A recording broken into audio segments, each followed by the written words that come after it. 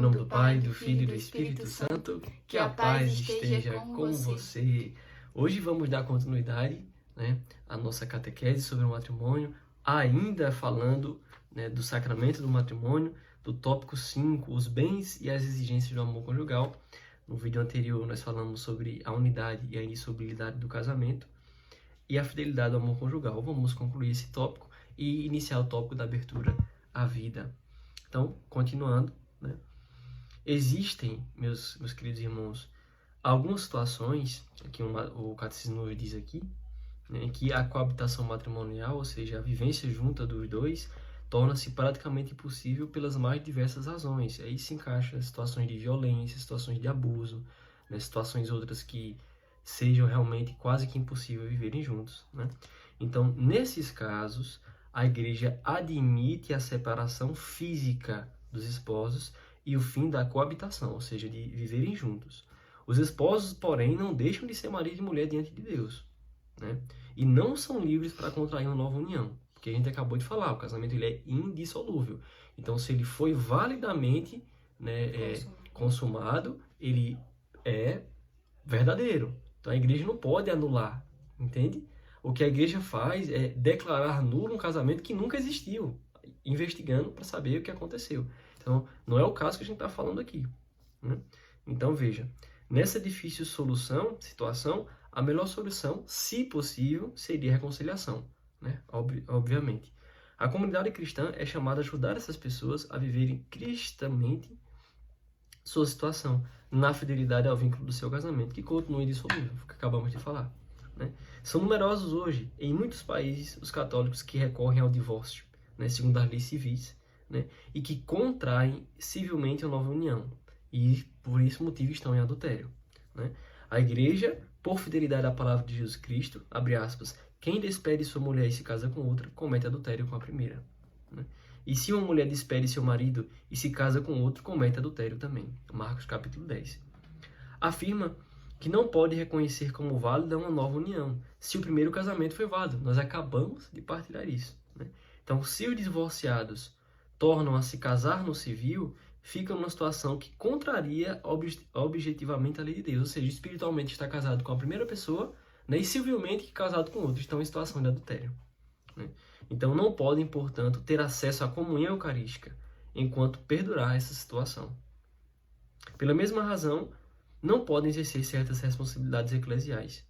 Então, a reconciliação pelo sacramento da penitência só pode ser concedida aos que mostram arrependimento verdadeiro por haverem violado o sinal da aliança e da fidelidade a Cristo e se comprometem a viver em completa continência. Então, veja, não se pode estar em uma segunda união, se confessar, fingir se confessar que está se arrependido e voltar a estar com a mesma pessoa e ter relações com essa segunda pessoa. Você vai continuar estando em adultério.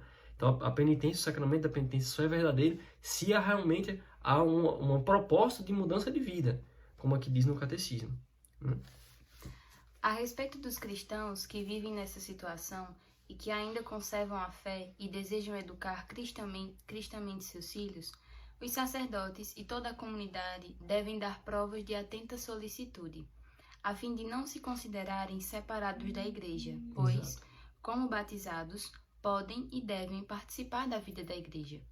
Sejam exortados a ouvir a palavra de Deus, a frequentar o sacrifício da missa, a perseverar na oração, a dar sua contribuição às obras de caridade e às iniciativas da comunidade em favor da justiça, a educar os filhos na fé cristã, a cultivar o espírito e as obras de penitência, para assim implorar dia a dia a graça de Deus. Isso foi uma frase de São João Paulo II na encíclica Familiares Consortia. Então, a igreja sabe acolher essas pessoas que estão em segunda união. Isso é um ato de misericórdia, Realmente ensina-se como essas pessoas devem viver, como nós também, licitamente casados, digamos assim, devemos também viver. A abertura, fecundidade. Pela sua própria natureza, a instituição matrimonial e o amor conjugal estão ordenados à procriação e à educação dos filhos, que constituem o ponto alto de sua missão e a sua coroa. Que coisa linda! Os filhos são o dom mais excelente do matrimônio e contribuem grandemente para o bem dos próprios pais. Deus mesmo disse: Não é bom que o homem esteja só. Gênesis 2:18. E desde o princípio os fez homem e mulher. Mateus 19:4. Querendo conferir ao homem participação especial em sua obra criadora, abençoou o varão e a mulher, dizendo: Sede fecundos e multiplicai-vos. Gênesis 1:28. Disto deriva que o cultivo do verdadeiro amor conjugal e toda a estrutura da vida familiar que daí provém, sem desprezar os outros fins do matrimônio, tendem a dispor os cônjuges a cooperar corajosamente com o amor do Criador e do Salvador, que por intermédio dos esposos quer incessantemente aumentar e enriquecer sua família. A fecundidade do amor conjugal se estende aos frutos da vida moral, espiritual e sobrenatural que os pais transmitem a seus filhos pela educação, né?